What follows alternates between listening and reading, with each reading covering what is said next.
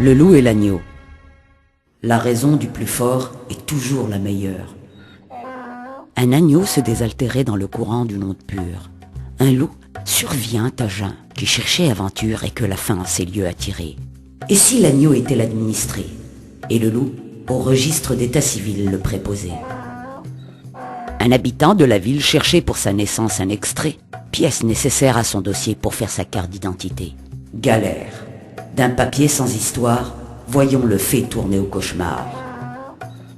Un préposé au registre d'état civil mimait de travailler dans les écritures, qui cherchait pâture et que l'indolence en ses lieux fixés. De ce livre, il se prétendait l'auteur. Gare à celui qui viendrait en chercher teneur. « Qui es-tu pour venir chambouler ma tranquillité ?» dit ce préposé mal réveillé à l'administré. « Tu vas payer pour avoir osé me déranger. » Notre homme ne connaissait que ce type de besogne, le perturber dans son sommeil, éveiller sa grogne. « Monsieur, répond l'administré, que votre seigneurie ne soit pas irritée, mais plutôt qu'elle étudie que je viens demander pour mon dossier un extrait d'acte de naissance, bref, un simple papier relevant du registre sous votre responsabilité, et que par conséquent, en aucune façon, je ne veux troubler votre congé permanent. » L'administré se savait dans son droit. « Troublé, reprit le préposé. Je sais que de moi tu t'es plaint la fois passée. » Complication, nous y voilà.